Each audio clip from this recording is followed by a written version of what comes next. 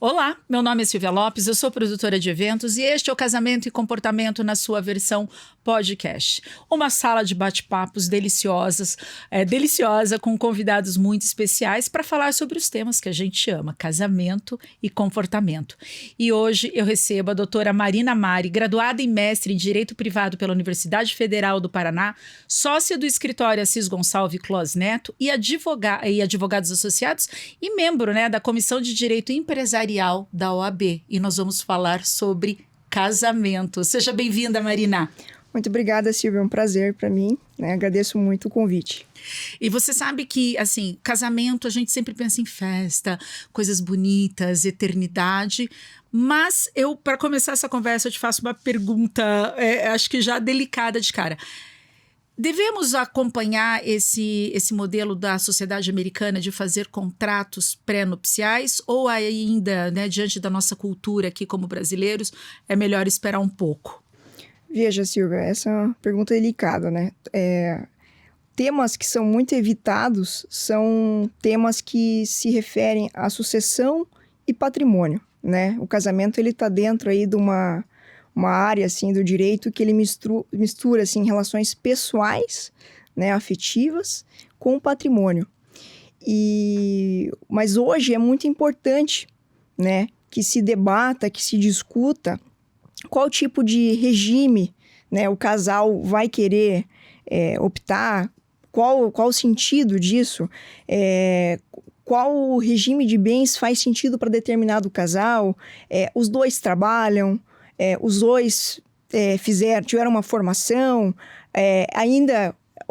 existe um modelo, um acordo entre o casal em que um trabalha e o outro fica em casa.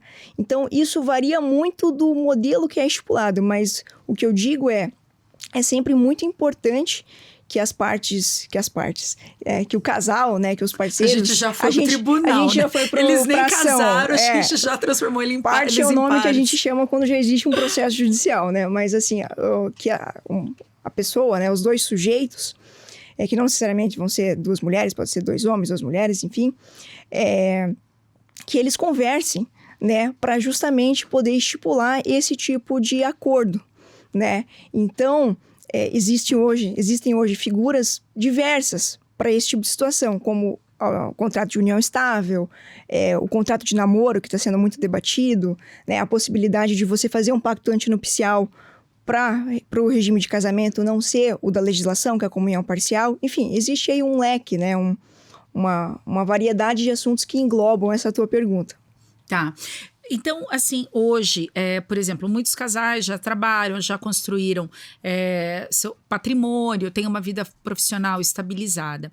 A partir do momento que começa um namoro e esse casal percebe que provavelmente esse namoro vai evoluir, como que se dá essa conversa pro regime? Quais seriam os elementos que eles deveriam analisar para tomar a decisão? Nós vamos casar nesse regime ou nesse regime? E já dando um passo à frente, esse regime pode ser modificado no casamento? Porque e se essas realidades mudarem no decorrer, Porque a gente está em constante mudança, Eu determino um regime que daqui a pouco não faz sentido mais. Como que funciona isso, Marina? Então, como eu disse, esse assunto é um assunto que às vezes pode ser sensível, Não sei se você já ouviu isso, mas não raras vezes a gente escuta, não, como é que eu posso casar em separação total de bens? Isso vai ofender a outra parte, como é que eu vou falar para a pessoa que eu não quero dividir o patrimônio que a gente construiu durante o casamento com outra pessoa. A gente teve o caso da Maíra Card agora com o Thiago, que causou um alvoroço. Um alvoroço na hora que eles falaram que casariam em comunhão total de bens, Esse é um caso, assim, emblemático que eu posso dizer que até hoje na minha atuação eu nunca vi, que é uma comunhão universal sendo estipulada que não seja da década de 70 para trás. Porque antigamente, a comunhão universal era o regime supletivo, que a gente chama, que é o regime que a lei adota quando os casais não adotam um regime. Então, hoje é parcial. Hoje é parcial, tá. E a comunhão universal era anterior. Hoje é muito difícil que exista alguém optando pela comunhão universal, acho que por isso que chocou tanto, A comunhão universal, ela vem de uma realidade muito vamos dizer assim, daquele papel da mulher em casa, de uma questão religiosa, de construir o patrimônio, juntar os patrimônios, né? E hoje, talvez não faça muito sentido, né? Eu confesso que eu me choquei quando eu vi a notícia do Thiago Nigro, da Mayra Card, né? Os dois com patrimônios bem relevantes, né? Imagino. E o que isso significa na prática? Comunhão universal é compartilhar todo o patrimônio de antes e depois do casamento. Então, se ele recebeu uma herança e a fortuna que ele acumulou até agora, a partir do casamento, ela também passa a ter direito, e os filhos na sucessão? Os filhos como herdeiros, na verdade, é isso? A herança a gente diferencia porque tudo depende do que vai acontecer no falecimento. Tá. Mas o que importa é o casamento aqui. E vai comunicar tudo. Vai comunicar para trás e para frente. Né, que a gente fala. Para trás é do casamento para trás e do casamento para frente. Então, o que você recebeu a título de herança e doação, por exemplo, que são dois requisitos que não comunicam na comunhão parcial, você comunica na comunhão universal. Então, é um regime bem diferente. Mas voltando à tua pergunta, né, de o que é relevante para o casal discutir, né? Eu acho que justamente entender a dinâmica, né? Os dois trabalham, os dois têm uma renda, quanto é a renda de cada um? A gente quer comprar bens e colocar no nome dos dois, a gente quer colocar em nome de um. Nós temos essa perspectiva de que realmente vai dar tudo certo, não tem uma ascensão profissional, não vai ter uma ascensão profissional muito relevante em relação ao outro. Esses são temas que são difíceis de conversar e também de você saber, né, em determinado momento. Mas eu diria que a tendência hoje é a opção pela comunhão parcial e pela separação total de bens. Tá?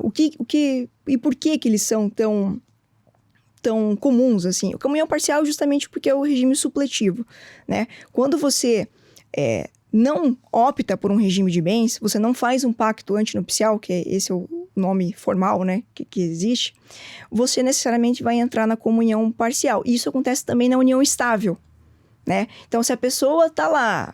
Que é outra confusão, né, Marina? Outra coisa além do casamento, né? Se não existe um contrato, uma escritura pública de união estável, ou você não casou com outro regime de bens, é comunhão parcial, tá? E aí, o que acontece? Você tem que ter ciência de que todos os bens comprados onerosamente, né, que a gente chama, uma casa. Isso, vão se comunicar, né? Isto é, vai existir ameação em caso de divórcio, assim como vai existir ameação em caso de falecimento, tá? Já na separação total, existe uma autonomia patrimonial. É como se eu tivesse, de um lado, um patrimônio aqui, um patrimônio A, um patrimônio B, marido e mulher, e eles continuam com esse patrimônio. Então, vamos dizer assim, eu sou casada em separação total e eu quero comprar uma casa com meu marido. Porque não significa que porque eu tenho a separação total que eu não possa comprar algo em conjunto, ser coproprietário com o cônjuge. O que é possível fazer? Eu compro com 50%, você compra a outra metade, né? E você resolve um problema que você poderia ter lá na frente. Na comunhão parcial, não. Não importa em nome de quem tá. Se for na constância do casamento, isso vai ser dividido. Hoje, esse é o regime mais aceito no Brasil. Isso, eu diria que hoje... A gente consegue ter uma estatística? Quantos % dos casamentos estão nesse regime? Da metade? Eu não sei te afirmar, mas com certeza deve ser mais que a metade. Mais da metade. Tá, porque é muito comum mesmo. Tá? E não são todas as pessoas que têm o conhecimento de que você pode estipular ou quando você pode estipular. E respondendo a tua outra pergunta, é possível você mudar o regime? É possível, tá? Você precisa apenas comprovar que você não está prejudicando terceiros. O que isso significa? Às vezes, a pessoa quer mudar o regime de bens para fraudar terceiros, né? Um deles tem uma dívida, sabe que vai comunicar alguma coisa, né? Então, sabe que vai ter uma penhora, vai ter uma ação judicial que já está tramitando, vai ter um bloqueio de bens. Então, a pessoa muda para separação total, por exemplo, para tentar se desviar dessa dívida. Então, quando você vai pedir a mudança do regime de bens, né, em geral se dá judicialmente, você tem que provar qual é o teu motivo, né? Qual é a razão? Ah, hoje não faz mais sentido. Enfim, você justifica e comprova que você não está prejudicando terceiros. Terceiros que eventualmente poderiam ter algum crédito em relação a você, enfim, né? Isso porque o regime da comunhão parcial, ele tem algumas peculiaridades. Vou dar um exemplo. Os bens que você tem até o casamento, que a gente chama de bens particulares. Então, por exemplo, antes de eu casar, minha mãe me deu uma casa. Aí eu casei depois disso. Essa casa é minha. Ela não vai entrar na comunhão com meu marido. Certo. Entendeu? Mas se eu botar para alugar essa casa, o aluguel, que a gente chama de fruto, o aluguel, ele compartilha. Ele entra na comunhão. Então, por exemplo, uma pessoa poderia pedir metade, entendeu? Então, assim, existem várias regrinhas, né, em relação a isso, que a gente precisa sempre ver o caso concreto para compreender, né, o que fazer em algumas situações delicadas. Mas, enfim, eu diria hoje que vai muito, acho que, da conversa do casal, de o que é melhor, né, o que faz mais sentido para aquela realidade, tá? Uma coisa que acontece muito, por exemplo, famílias que, notadamente, têm um patrimônio muito grande e têm empresas familiares, né? Pensar assim, aqui em Curitiba a gente tem várias, né? Preservar o patrimônio. Querem preservar o patrimônio, porque todo mundo trabalha junto, é o pai com o avô, com os netos, os primos, os tios. Então, existe até um acordo familiar de que todos casam com separação total. A fim de proteger o patrimônio de toda a família. Exatamente. Tá? Claro que existem muitas peculiaridades, né? Existe comumente uma confusão muito grande entre o que é a herança e o que é a ameação. São coisas diferentes, mas se confundem. Vou te dar um exemplo que vai embolar a tua cabeça. Não, ela já tá bem embolada, Marina. Só vai piorar, mas vamos lá. Você já me levantou várias questões aqui. Então, é um tema espinhoso, né? Muito. E existe muito dissenso, assim, até doutrinário, né? Doutrinário que a gente fala, o pessoal que escreve sobre o tema, o STJ, que é as Cortes Superiores, o STF, eles mesmos mudam de posicionamento, uma hora é uma coisa, outra hora é outra, enfim. Nossa, que maravilha que a gente se sente segura, né? Na relação. Para os advogados também é uma maravilha, assim. Nossa, muito bom. Né, a gente sempre tem que fazer várias ressalvas quando vai fazer uma consulta, enfim, porque muda mesmo, né? Vou te dar um exemplo. A união estável, né? Se discutia muito o que é união estável, acho que até vale a pena a gente conversar um pouquinho disso. Com certeza. Em 2017, o STF, que é a Corte Superior, o famoso STF, que bem todo mundo conhece, eles decidiram que se equipara para fins sucessórios. Sucessórios é quando a pessoa falece, né, para você fazer um inventário, enfim, o direito do cônjuge com o direito do companheiro. Companheiro a gente usa para falar de união estável e cônjuge de casamento, né? Uhum. Então, por exemplo, essa é uma brecha que abriu para um monte de questionamento. Quer dizer, então, que se a pessoa morrer na comunhão parcial, o companheiro vai ter direito a alguma coisa na herança. Enfim, 1 milhão de questionamentos. Esse é, inclusive, a discussão que tem no caso do Gugu. Gente do céu, mais um caso pra gente opinar, que a gente estava conversando nos bastidores a respeito de Elise Matsunaga, que não é pauta, e agora a gente tem o do Gugu pra gente opinar. Acho que até interessante discutir esse caso. Por exemplo, no caso do Gugu, há um pedido de união estável, né? Sim, pelo escritório do Nelson Williams, né?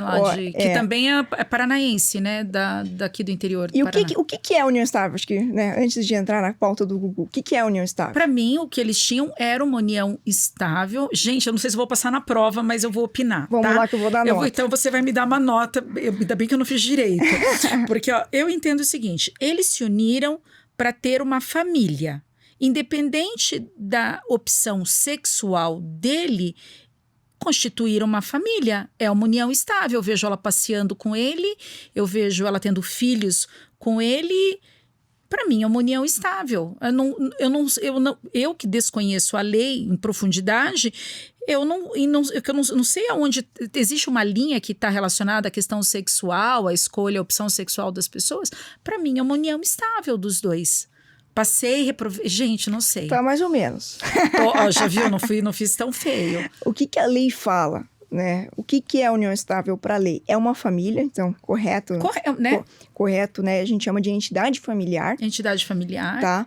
Diferente, por exemplo, do namoro, que pro direito, o namoro é um nada. Tá? Gente, meninas, namoro é feito para acabar. Namoro, não é verdade? Namoro é feito para acabar. Ou vira casamento, ou você termina o namoro. Ai, namoramos a vida toda.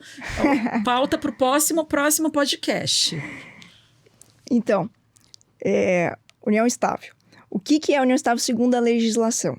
É uma entidade familiar, né, que ela se dá quando existe uma relação pública, contínua e duradoura, então, com o objetivo de constituir família. União estável. Existe essa especificação muito peculiar da lei, vamos dizer assim, né, que aproxima muito da figura do casamento. Né? Qual que é a diferença aí principal do casamento para a união estável? O casamento é um ato solene, né? Um ato formal. Existe uma série de regramentos que você precisa seguir, né? Você precisa fazer habilitação, né? Enfim, existe aí uma publicidade do casamento e não necessariamente isso vai existir na união estável. A união estável, por exemplo, pode ser feito por um contrato particular. Ficando aqui na união estável, né, antes da gente ir para o casamento, e usando o caso da Rosemiriam com o Gugu como uma referência, um norte para nós, se cumpre os 4 requisitos, 4, né, que você falou, continuidade, constituição de família, público e... Contínuo, público, duradouro. Duradouro, né, porque até estavam juntos. Por que todo esse questionamento? Porque é o seguinte, no caso do Gugu, um caso interessantíssimo, porque ele fez um testamento, tá? O que é um testamento? É as disposições de última vontade do testador, né? O Gugu falou, olha, eu quero organizar como a minha herança vai ser dividida. Porque se você não organiza, se você não fala como você quer fazer, o que vai acontecer? A lei vai te falar.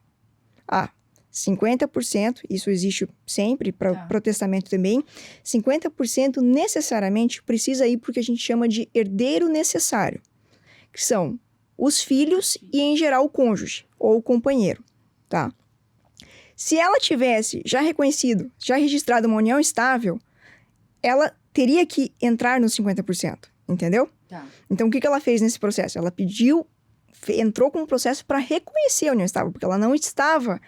não existia um documento formal que estipulasse... Mas ela atendia 4... Isso, vamos dizer assim, no plano dos fatos, vamos dizer assim, faticamente, né, e é isso que a união estável é você olhar o que acontece na vida, na realidade, nos fatos, ela entendeu que ela está dentro, né, desse instituto do direito que é a união estável. E aí, se for reconhecida a união estável, ela tem direito à legítima, que a gente chama. Né? Porque o que é o testamento? Existe 50% que é reservado para esse herdeiro necessário, que nesse caso ele colocou como os filhos, né? Acho que ele tem 3 filhos. E o resto dos 50%, o que ele fez? Ele jogou 25% para os filhos, salvo engano, que é a outra metade, e a outra metade dos 25% para os sobrinhos. Né? Salvo engano, ele fez isso. E aí, o que bagunça aí? Se ela for reconhecida como companheira dele, vai mexer na legítima. Então, como ela não entrou no testamento, ela se sentiu, né, provavelmente injustiçada e falou, não, peraí, eu também tenho direito sucessório, né?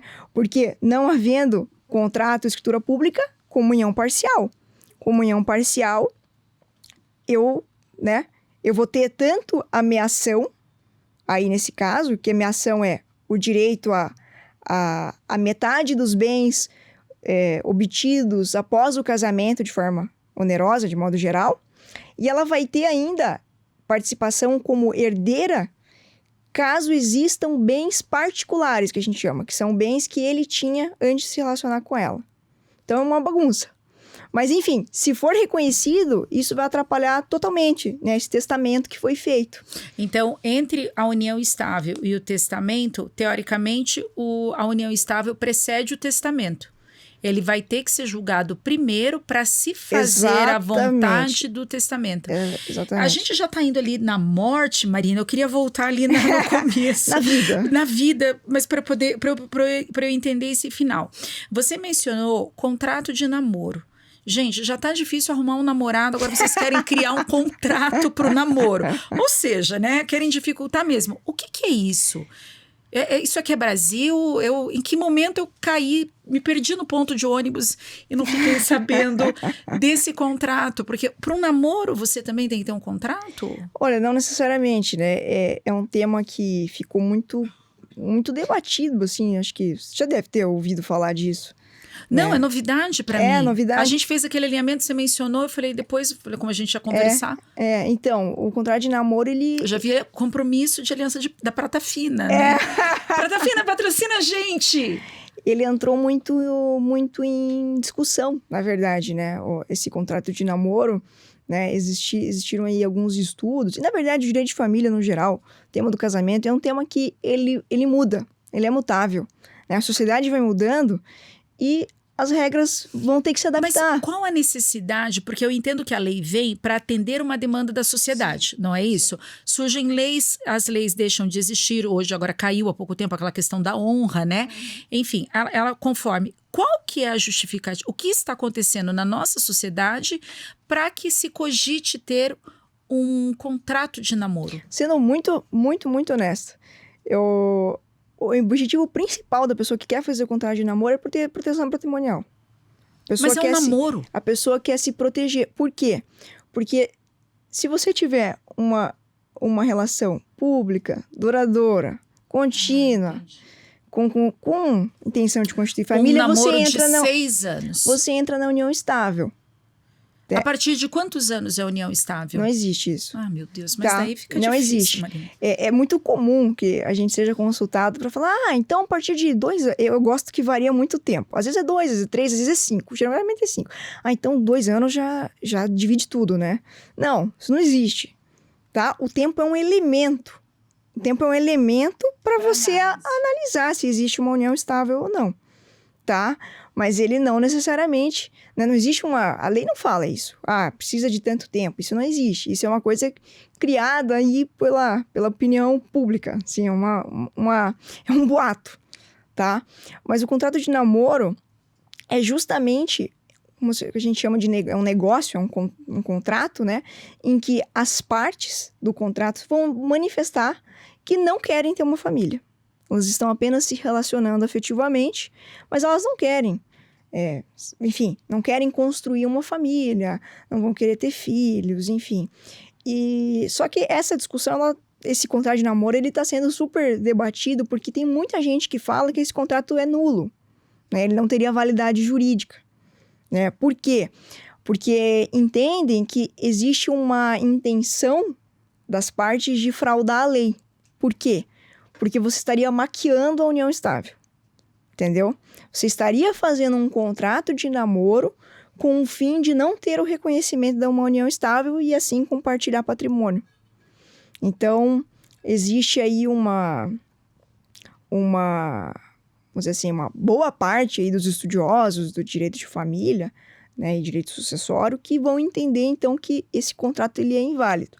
Mas existem também decisões, Tribunal de Justiça de São Paulo, posso citar, que eu tive contato, que entendem que é válido, né? Eles até entendem que existe o namoro qualificado, quando já faz um tempo que a pessoa, enfim.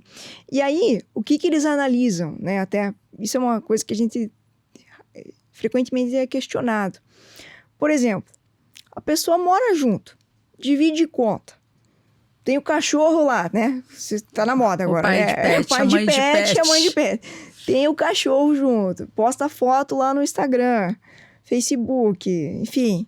Tá toda hora. Tem aniversário da família, leva a pessoa, sabe? Então, esse é o tipo de coisa que o judiciário vai olhar. Para saber o que é. É namoro ou é união estável? Né? E existe uma família aqui ou não? Existe intenção de constituição de família ou não existe? Tá? E aí existem consequências muito grandes. Marina, a gente teve um probleminha técnico, ai que chique, problema técnico, dá um peso. E nós estávamos no namoro, né, do contrato de namoro. Vamos numa cronologia de relacionamento, então, primeira etapa da vida, um contrato de namoro para preservar os bens. Uma das partes não tem muito patrimônio, a outra parte tem, um dos lados quer se preservar, geralmente o que tem mais patrimônio, né? Indo nessa cronologia, o próximo passo dentro da lei seria a união estável. Quando que vira união estável? Quando que se pensa numa união estável? E por que união estável e não casamento? Tá. Veja, um passinho atrás. Tá. No próprio contrato de namoro é muito comum, até eu já fiz um contrato dessa forma, é muito comum que você estipule que em caso de, vamos dizer assim, não é conversão, mas evolução do relacionamento para uma união estável, que você já estipula um regime de bens. Então é muito comum que a gente clausule, né, coloque lá uma cláusula no sentido, caso as partes entendam que agora existe uma união estável, estipulam desde logo que o regime é, enfim, geral separação total de bens. Muita gente questiona, isso é válido? Questionável, sendo plenamente honesta. Mas nada pode afastar o fato de que as partes quiseram fazer um contrato assim. Então, vamos dizer assim, dentro de uma discussão de existe namoro, existe união estável, vai ter partilha, não vai ter partilha, o contrato de namoro é um elemento a ser considerado. É um elemento de prova, assim como a foto no Instagram, assim como o fato das pessoas poderem dividir contas, né? Existiu o que a gente chama de manifestação de vontade ali, né? Você pode falar que essa manifestação ela não valeu, né? Mas, enfim, existe um documento, ao menos, né, que vai ser levado à apreciação do, por exemplo, já tomando como premissa que existe uma briga, existe um elemento aí que você vai poder discutir, né? Então, por isso que eu acredito que o contrato de namoro, ele, para muitas realidades, ele faz sentido, tá? Mesmo que seja com essa intenção aí de proteção patrimonial, né? E também faz sentido, por exemplo, um namoro de pessoas muito novas, né? Enfim, né? De fato, existem namoros que são só namoros, que não são união estável. E aí, né, muita gente questiona. Até esses seriam, né? Na minha visão, eu acredito que é um contrato válido, né? Se é só um namoro de fato, se não existe a intenção de constituir família, é um namoro que pode, enfim, ter um instrumento jurídico para balizá-lo, né? E você não vai só estipular bens, né? Vamos dizer assim, não estamos compartilhando bens, né? Você pode falar sobre outras disposições pessoais, enfim. Mas vamos lá. Então, a gente teve um namoro, né? Muitas vezes a gente tem a união estável. Isso é o que mais acontece, porque muitas vezes as pessoas não querem formalizar. Tem gente que fica com um relacionamento de 10, 15 anos e não casa, né? Então, geralmente, nesses casos, existe aí uma união estável, mesmo que não exista a formalidade, não existe uma escritura pública, não existe um contrato particular firmado entre as partes, né, com a estipulação da união estável. Mas você tem, faticamente, uma união estável, tá? E hoje a união estável se aproxima muito do regime do casamento, né? Então, muitas vezes é mais uma opção do próprio casal, se quer o ato solene, se não quer, né? Existem algumas discussões, né, de aplicações de algumas regras que são muito específicas do casamento para a união estável, né? Então, vamos dizer assim, o casamento, se eu puder dizer, ele seria mais seguro no sentido de que todo o regramento sobre ele já está disposto na lei, né? E da união estável ainda existem discussões sobre o regramento. Tal disposição, existe um conceito que chama herdeiro necessário. Essa é uma discussão que existe até hoje.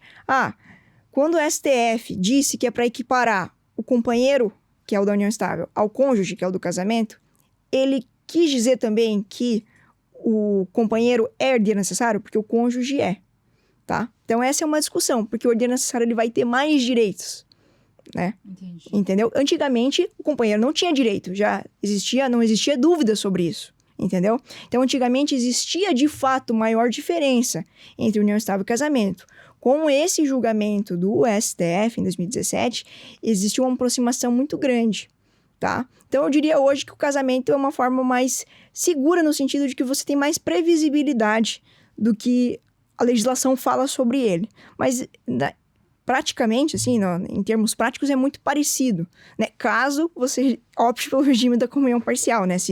Enfim, porque em ambos os casos, tanto na união estável quanto no casamento, você pode, como eu disse, você pode escolher um regime de bens distinto da comunhão parcial. E se na união estável a mulher engravida? Daí fica como? Tudo normal, tudo do mesmo jeito, porque é o herdeiro de qualquer forma. É uma questão curiosa. Se confunde muito a relação a relação de filiação, né, o parentesco de filiação, com o casamento. São coisas diferentes, né? Uma coisa é a relação dos cônjuges e dos companheiros. E outra é a relação do pai com o filho, né? Ou da mãe com o filho, né? São questões a serem vistas de forma diferente. O que pode acontecer eventualmente o casal ali teve um filho, estava em união estável, ou não está, ou estava, enfim, namorando. E aí, em razão do filho, o filho vai ter alguns direitos. Por exemplo, alimentos gravídicos. Né? A mãe pode pleitear enquanto ela estava grávida. Enquanto ela está grávida. Se o pai não se responsabilizar, enfim, pode entrar com uma ação para pedir alimentos, né? Então, assim, acho que é importante a gente diferenciar a relação. Os filhos correm por aqui, exatamente. As relações matrimoniais correm por ali. Exatamente. E agora, voltando ao caso, na questão da união estável, e voltando ao caso do Gugu, que é o mais célebre, né, e que dá esse norte para nós, tudo indica que ela vai ser aceita a união estável, porque atende os requisitos, então ou não? Essa pergunta é muito difícil, porque para eu te falar isso com toda a convicção, eu teria que, por exemplo, que olhar o processo, né? Ele corre em segredo de justiça, é muito comum que processos de família e sucessões corram em segredo de justiça, especialmente porque o patrimônio dele é gigantesco, né? Então você não tem acesso ao processo. Do que a gente conhece, parece que sim, mas não tem como a gente ter certeza, né? Porque existe muita discussão de que eles se relacionaram só para ter os filhos, eles não moravam, né? Não sei se moravam junto, enfim. Existe uma série de elementos que o judiciário ele vai analisar. E é muito difícil, né, você falar sem esses elementos a priori, né, de forma antecipada, se existe uma relação ou não. Porque o que o judiciário ele vai olhar são esses elementos de prova. Né? Até porque agora apareceu um namorado dele também. Isso, e essa é uma situação curiosa, porque veja, se for, vamos dizer que reconhece com ela, né? Existe união estável entre o Gugu e como é que é o nome dela? Rosemiriam. Entre a Rosemiriam e o Gugu. Mas também o judiciário eventualmente reconheça aí a união estável entre o Gugu e o Thiago. É Salvatio, não é? Ricardo Salvatio. Enfim... Thiago Salvatio. Enfim, existiriam em tese, né, pelo que os dois alegam, na verdade ele alega que não existiria relação com ela, né, mas enfim, um tá defendendo que tem uma união estável e o outro tá defendendo que tem Cada um outra. Tá defendendo o seu, né? Isso. E, primeiro, acho que o primeiro questionamento que a gente tem que ter é possível reconhecer duas uniões estáveis ao mesmo tempo? Né? Aqui no Brasil não, né, porque não é... Então, não sei nem se entra como bigamia e não sei, que coisa confusa. Se fosse 2 casamentos, a resposta era muito fácil. Não pode, porque bigamia é crime. É crime no Brasil. Se você tem um casamento, você é impedido. Isso gera a nulidade do casamento. Se eu sou casada e tento casar com outra pessoa, não pode. Né? Mesmo que alguém registre, isso é nulo. Né? Não deve produzir efeitos. Né? Mas no caso da união estável, é um pouco mais aberta a questão. Porque justamente vem aquelas pequenas diferenças entre união estável e casamento. Será que essa regra do casamento, de que não podem 2 casamentos, vale para união estável? O STF não falou sobre isso. Você pode ter união estável, super estável com 2 pessoas, né? Na verdade, é uma questão aberta. O STF recentemente discutiu esse tema e tendeu para dizer que não. Tá? Ele vem afastando essa linha das famílias que a gente chama de famílias paralelas ou famílias simultâneas, que não é só o caso do Gugu. Vou dar outro exemplo muito comum. A pessoa, um representante comercial, mora em Curitiba e ele viaja lá... Gente, com todo respeito aos representantes comerciais, é só um exemplo.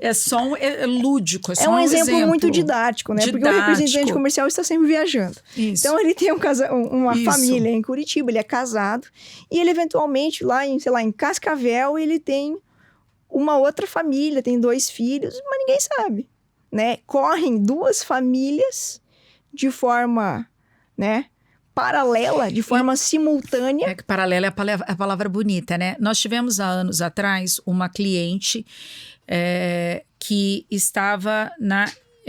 eu vou tentar ser o mais polida e cuidadosa no que eu vou te falar. Ela estava prestes ao casamento, para se casar. Estavam chegando os Blackberries no Brasil, né? O pessoal, o Facebook no Brasil na época. Ela foi logar no telefone dele, o perfil.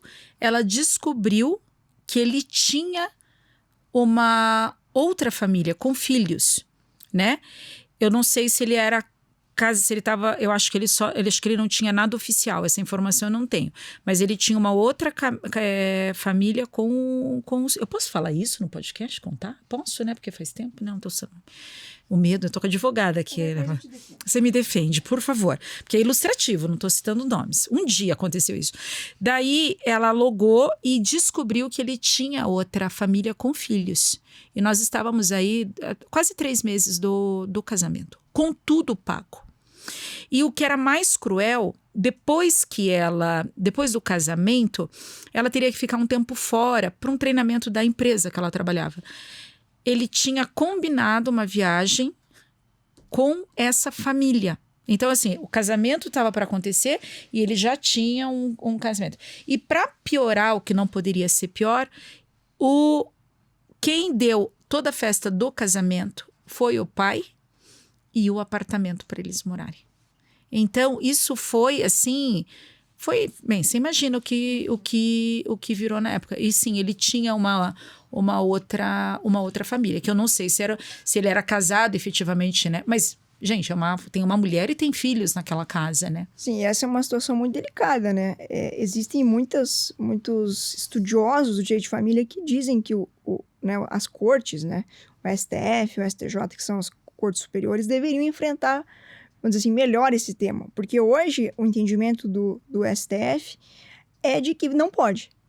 De fato, você não poderia reconhecer para a segunda família mas e se aquela mulher e aqueles filhos não sabem daquilo, como que fica? Pois é. No caso de óbito, por exemplo, ele fez ninguém sabia dessa segunda família, ninguém em termos, né? Não sabia dessa segunda família, ele casa com essa primeira mulher, falece, como que fica a questão de pensão, por exemplo, se o STF não reconhece aquela segunda família? Exatamente, por não reconhecer, não tem direito. Tá, entendeu? mas e essas crianças, essa mulher que de repente... Em relação aos filhos, os filhos sempre têm direito. Novamente, a diferença entre a os filhos filiação... seguem pro caminho. A diferença é você considerar, no caso do casamento, existe um artigo, que a gente chama um dispositivo bem específico que diz que nesse caso que a pessoa é casada, a outra relação que ela tiver é concubinato. É um termo muito antigo. Então, ele não traz aqui muitos efeitos para a pessoa, a gente fala mulher, mas pode ser um homem também, Exato. Que estaria nessa situação. Então, hoje o entendimento é de que você não poderia, né? Então, em tese, eu digo muito em tese porque a qualquer momento isso pode mudar. O STF pode julgar um caso hoje e falar, não, agora pode. Né? É assim que muda as decisões. Mas hoje, o que a gente tem são decisões que dizem que não pode. Especialmente casamento com outra união estável. Tá? E, pelo teor da decisão, também não poderia nem união estável com união estável. Isto é, não poderiam 2 uniões, né, ao mesmo tempo. Tá? Então, a princípio, a primeira seria que estaria valendo, né? A primeira teria os efeitos reconhecidos, vamos dizer assim. Tá? Então, isso pode gerar uma bagunça, porque não raras vezes as pessoas que são dessas famílias paralelas, elas pedem na justiça pensão, pedem reconhecimento. É o termo de meieira que eles chamam, é isso ou não? Meieira é o termo que você usa tanto quando a pessoa, por exemplo, ela vai falecer e é o direito que a pessoa tem, por exemplo, na comunhão parcial. É a parte dela que ela vai receber pelo regime de bens. É o meeiro. Existe o herdeiro e o meeiro. O meeiro é o cônjuge, né? Então, comunhão parcial, por exemplo. Eu vou ter direito a metade dos bens que foram comprados na consciência do casamento. Eu sou meeira desses bens. Eu tenho 50% desses bens. Entendeu? Esse é o meeiro. No divórcio também a gente usa esse termo. Mas enfim, especificamente para você dizer da metade, meeiro, né?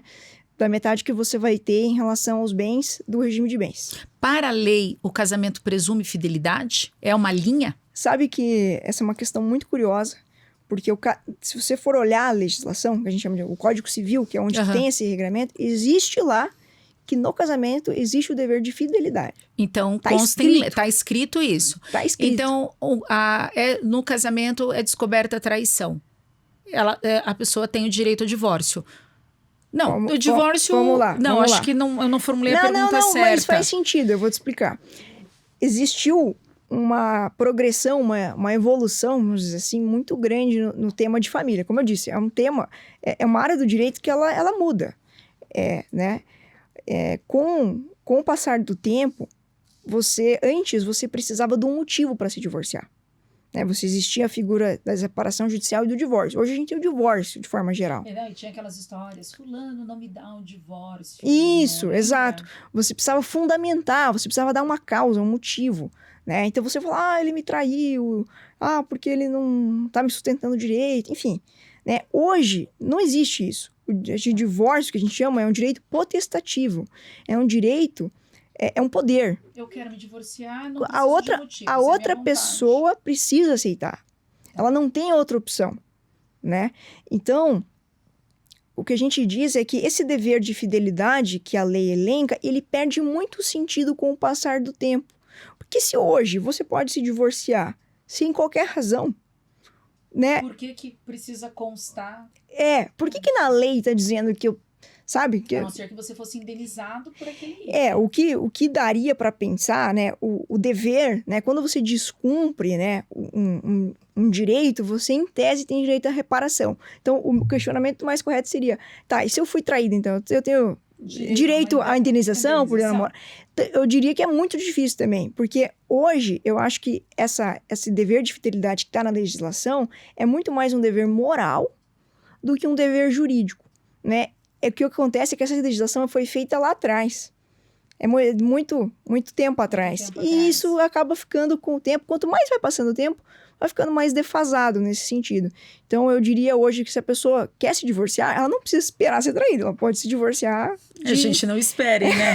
A gente nem recomenda, Acho não que seria espere. bom não esperar, Não né? esperem isso acontecer, peçam um divórcio. Tem muita gente, né, para ser feliz no mundo.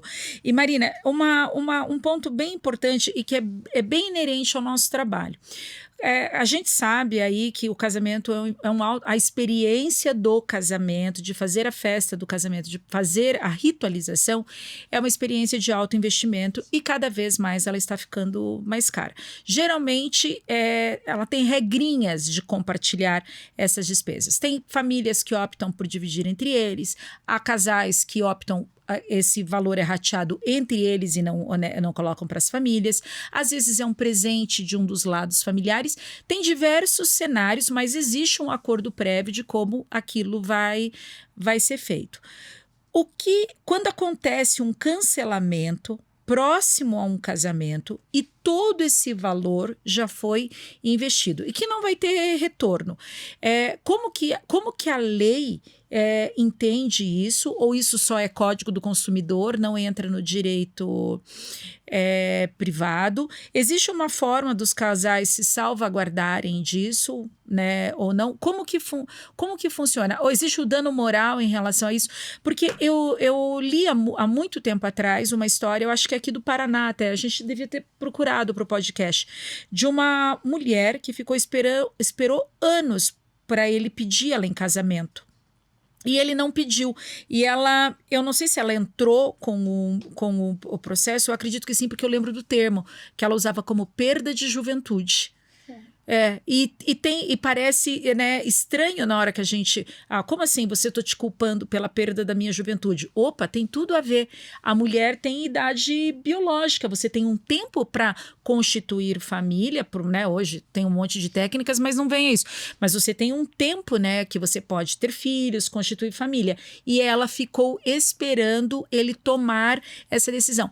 E eu acho que virou um processo mesmo, porque essa reportagem saiu no encarte da Veja. Era a Vejinha Paraná que tinha, né, um encartezinho, e eu lembro da foto dela, uma foto distante assim dela, e esse termo me acompanhou porque eu sempre gostei de casamento, depois quando fiz transição de carreira fui trabalhar com casamento, e aquela história me marcou muito, principalmente pelo termo que a revista usava, que era, ela perdeu a juventude, ela não poderia ter, teoricamente, a família e os filhos que ela queria.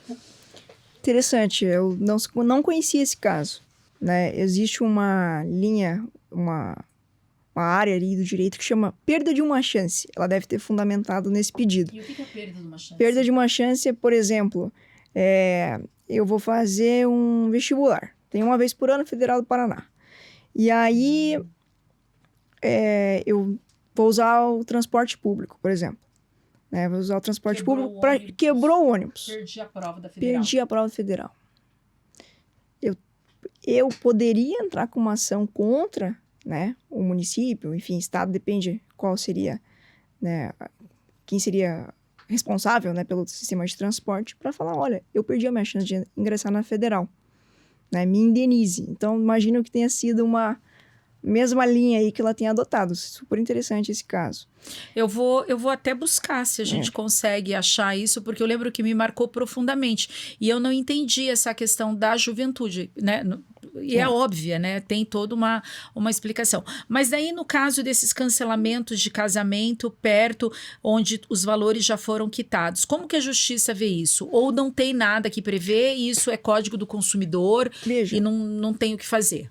Veja, uma questão é a relação entre os noivos e outra é a relação entre os noivos e as empresas contratadas. Tá. Mesma coisa dos filhos, e cada um corre por um caminho. Você vai ramificando as relações de direito, vamos dizer assim. Veja, se existe, vamos supor, né, mais ou menos teu exemplo, a pessoa está noiva, né, tá faltando, sei lá, 2 meses para o casamento e alguém rompe. Pô, já tá tudo contratado, né? O que vai acontecer aí em relação às empresas que foram contratadas? Você vai ter que pagar a multa de rescisão.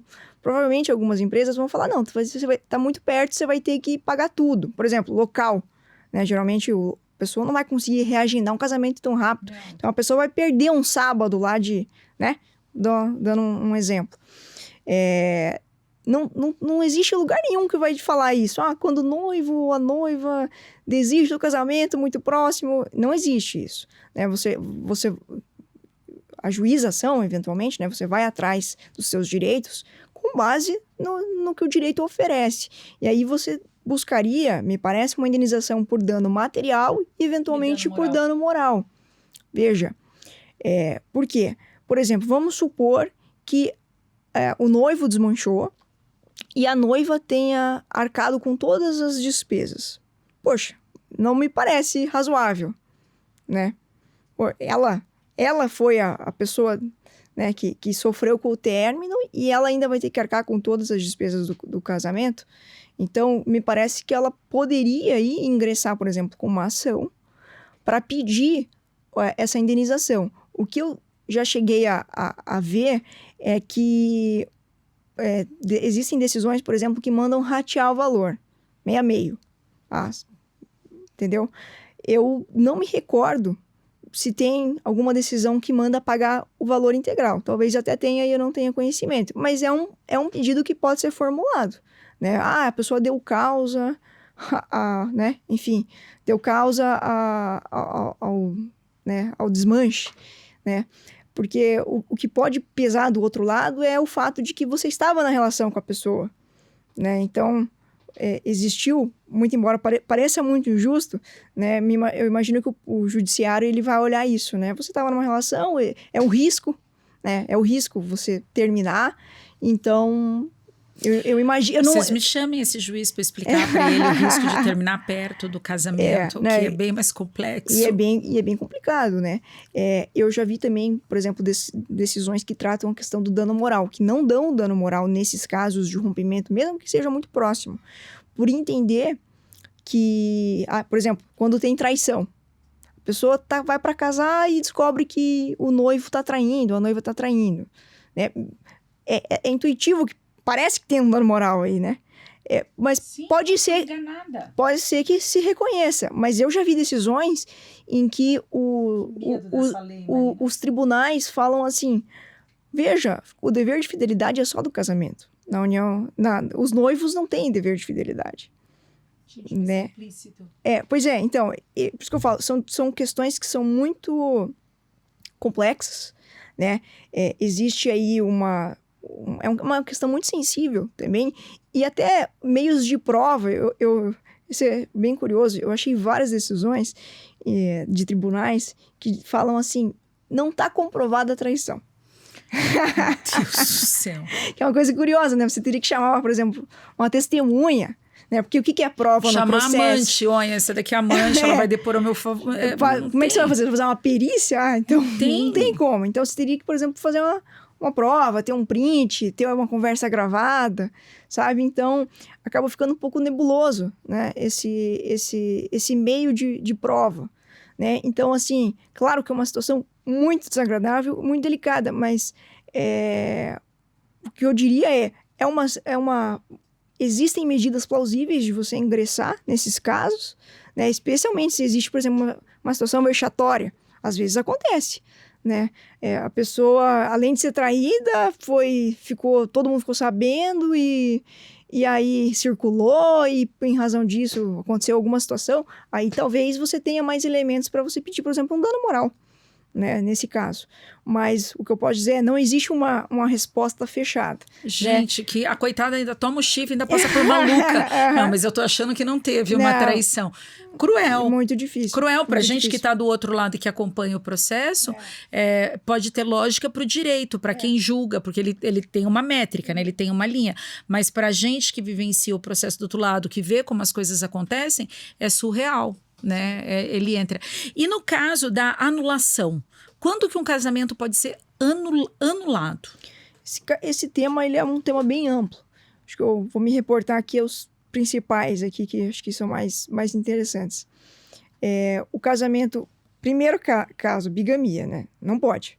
Né? Se você tem um casamento, você é casado, você não pode casar de novo. Tá. Né? Então, nesse caso, a lei fala, é nulo, né? Não vale. Não pode casar, por exemplo, pai com filho, né? São coisas meio instintivas, né? Não pode, né? Ascendente com descendente, irmãos, tio com sobrinho, tem coisas que eram aceitas décadas atrás, né? Tem muitas famílias, os casamentos de realeza e tudo mais, era comum ter casamento para preservar patrimônio, eles acreditavam também na questão sanguínea, né? E enteado também não pode. Tem até uma situação curiosa, não pode casar sogra com genro. Esse é bem curioso. E essa é curiosa porque, curiosamente, a legislação elenca que esse vínculo, mesmo que tenha divórcio, ele permanece. Então não tem sogra. Não tem sogra. Sogra para sempre, né? E não pode casar e fica para sempre esse vínculo. Esse é um Escolham bem a sogra, então, porque não tem como se livrar dela. Esse é um vínculo que causa, a gente chama de impedimento matrimonial, né? Você não pode, senão o casamento não serve para nada, né? Ele é nulo. E tem uma outra situação que a gente chama de anulável, né? Um ato anulável, que existe essa possibilidade, né? Você tem um prazo daí para exercer esse direito, que é quando você não conhecia, você se engana quanto à pessoa que você casa. Você já ouviu falar disso? Já, tipo, você achava que ele era uma pessoa normal, que era um representante comercial, ele corta pessoas e põe no freezer. Isso. Não sabia que ele cortava pessoas. Mas esse é uma das hipóteses que ele elenca, quando comete crime, eu não vou crime, lembrar alguma coisa, né? Umas questões desse gênero. Quando, por exemplo, também tem uma doença que é contagiosa, que você também não sabia. Mas essa da pessoa ela é curiosa, né? A pessoa, vamos dizer assim, ela se passa por outra pessoa e você não consegue suportar o que ela é de verdade. É mais ou menos isso que a legislação vai falar, né? Erro sobre a pessoa, né? Você se engana sobre quem ela é e aí você teria aí um fundamento para poder, de fato, desmanchar esse casamento. Porque daí é diferente do divórcio, entende? Uma coisa é você anular o casamento, outra coisa é você se divorciar. Porque se divorciar é simplesmente, você vai constar o teu estado civil divorciado. Exato, você volta a ser solteira. Exatamente. Existe às vezes existe, a pessoa se importa com isso, né? De declarar, enfim. Então, essa é uma hipótese interessante, assim. E essa é a mais comum, eu diria. Erro sobre o fato... Tem muita discussão, por exemplo, se a pessoa com impotência, ela poderia... Sim, porque daí como que ela... A questão de ter né? filhos, né? E constituir família. Tem muita gente que acredita que entra nessa hipótese. Tem muita gente que defende que nesse caso você poderia anular. Né? Seria caso, de fato, de anulação. Tem uma lógica, né? Dentro do que se espera do casamento. E no caso do divórcio, Marina, quando que o homem pode pedir pensão? Que agora está vindo algumas discussões. Mulheres, prestem atenção nessa, porque o homem pode pedir pensão. Pode, né? Pode. Na verdade, existe, acho que culturalmente, a ideia de que é a mulher que pede a pensão. Mas o que a legislação vai falar é que pode ser pedido entre companheiros, né? Isso vale para a união estável. E em que situações ele poderia pedir? Então, em geral, se dá quando existe justamente esse divórcio e uma das partes ela é colocada, ela fica numa situação muito vulnerável ao que ela estava. Exemplo clássico, a mulher que abdicou da sua vida profissional para cuidar dos filhos. Com certeza você conhece pelo menos umas 5 pessoas. Nossa, muito mais até. Né? E o divórcio, vamos lá, tá cada vez mais comum, né? É exponencial o aumento de divórcio, assim, especialmente pós-pandemia, assim. E esse é um caso clássico de que você tem uma queda do padrão de vida. Então, a gente, em muitos casos, chama isso de alimentos compensatórios, né? Um dos cônjuges, ele vai compensar o outro por determinado tempo, claro, não vai ser para sempre, essa queda, né, do padrão de vida, vamos dizer assim. Então, o Poder Judiciário ele vai olhar dentro de alguns parâmetros de proporcionalidade, razoabilidade, a possibilidade da pessoa pagar, né? Como que está a situação financeira, como era a situação. Por exemplo, tem pessoas que vivem uma vida super luxuosa e, de repente, divorciam e a pessoa fica sem nada. Só com as bolsas, né? Vai viver como, Isso acontece muito com o caso de separação total. Porque daí você não tem ameação, você não recebeu metade daquele patrimônio. Exato. E a pessoa ficou sem nada. Eu nessa pergunta até lembrei, parecendo fofocalizando aqui, né? Porque a gente vai lembrando dos casos de fofoca. Daquele cavaleiro daqui do Brasil, o Doda, que foi casado com a Tina. Foi morar com os filhos, acho que na Suíça, não sei onde que ele foi. E no divórcio, a justiça determinou que ela continuasse pagando o padrão de vida dos 2 filhos que ele tinha no Brasil. Um era um filho da primeira mulher que tinha se suicidado e segundo era uma menina que ele teve num casamento. Porque o juiz lá tinha entendido exatamente isso que você falou. Estavam todos, as crianças, né, os filhos estavam vivendo naquele luxo, e agora, porque o divórcio, o que acontece com o padrão? Então, ela teria durante um tempo que manter a escola, todo o mesmo padrão que eles tinham, Mas veja que aí... Não sei por quanto tempo, e também não sei os detalhes disso, né? Mas veja que aí é um pouco diferente, porque aí é a pensão dos filhos. Mas não são dela. Ah, tá, entendi. Não, tá, entendi. Era o padrão, porque o primeiro filho... Entendi. Era de uma primeira mulher, danadinha, né? 3º casamento já. Sem julgamento, gente. Se a gente não vai pro céu. O filho era de um casamento, a menina era de outro casamento. Eu nem sei se o menino era dele mesmo, se não era só da ex-mulher, né? E não era... Os filhos, ele não teve filhos com ela. Entendi. Mas até essa questão do homem, né, que foi a tua pergunta, é cada vez mais frequente, os homens pedindo a pensão. né? Tem crescido o número de homens que pedem a pensão, né? Homens que... Mas alegando o quê?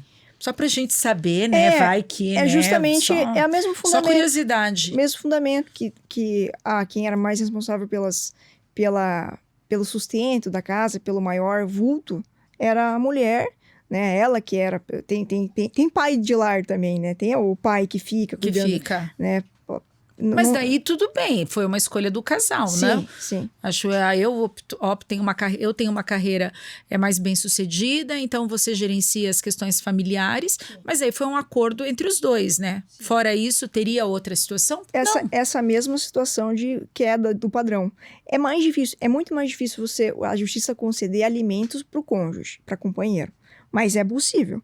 A legislação elenca lá que você pode pedir, né? Então... dentro da possibilidade é possível, né? Existem casos disso. E o que a lei o que o judiciário vai tentar evitar sempre é que a pessoa se banque, né? Fique vivendo às custas dos outros. Então, a ideia é sempre que a pessoa se reinsira no mercado de trabalho, né? Então, ela pensa num tempo razoável para que ela consiga, né? De fato, ter alguma atividade profissional, né? Porque às vezes a pessoa deixou de fazer uma faculdade, né? Não raras vezes acontece isso. Não, muitos. E tem casamentos de dois que muitas vezes os dois são bem-sucedidos e um dos lados abdica em prol da carreira do outro. Sim.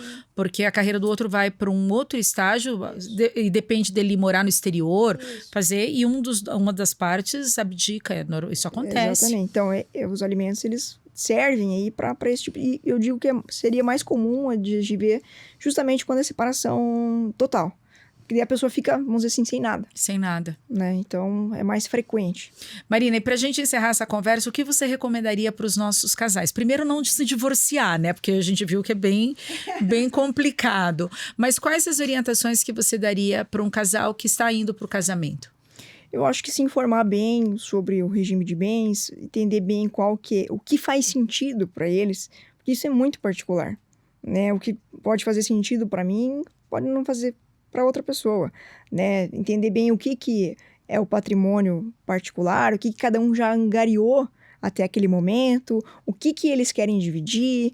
Eu acho que esse tipo de conversa, ele parece uma conversa assustadora, assim, no sentido mas necessária, né? Ele é importante, E né? a gente tem que começar a tratar as nossas relações também com mais maturidade, exatamente, né? Entender que a partir do momento que você vai para um casamento, teremos direitos, teremos deveres e saber as consequências disso. Não poderiam ser conversas veladas, né? Exatamente. E aquilo que a gente estava comentando antes, não existe só a possibilidade de você optar por um regime de bens que a legislação traz. Você pode mesclar eles. Então, se alguma regra daquele regime não faz sentido para você, você pode, né, procurar, enfim, profissionais e montar um regime que faça mais sentido. Enfim, eu acho que essa sinceridade, ela evita muito problema no futuro. Né? Porque uma coisa é você estipular esse tipo de regra quando tá tudo bem. Exato. Porque quando tá tudo ruim, é muita briga. Todos os litígios de família, eles envolvem, ainda mais quando tem filhos, né? E quando tem filhos, você tem que sempre envolver o poder judiciário. Você não pode fazer nada em cartório, né? Porque você precisa da intervenção do Ministério Público. E às vezes, você vai prolongar uma briga lá por anos, que vai demorar, vai ter prova, daí, enfim, vai ter, sabe? Você vai ter um desgaste até em relação teus filhos e em relação a outra pessoa, né? Porque você vai ter que estipular guarda, alimentos, né? Existe aí um monte de questão pra gente discutir. Então, eu acho que essa sinceridade aí no começo, ela é muito bem-vinda. Marina, ótimo. Conversa espinhosa, mas necessária, né? Eu acho que a gente marca um próximo, né? Para tratar de outros temas relativos ao casamento. Foi ótimo. Obrigada. Foi ótimo mesmo. Muito obrigada. Obrigada a você. Bem, meninas, já sabem, né? Se casar, não divorcie, né? Escolham bem para não terem que se divorciar. Mas se acontecer, temos aqui a doutora Marina, né? E a gente brinca, troquem o marido, mas não troquem a produtora, né? Comportem-se. Beijo para vocês. Obrigada.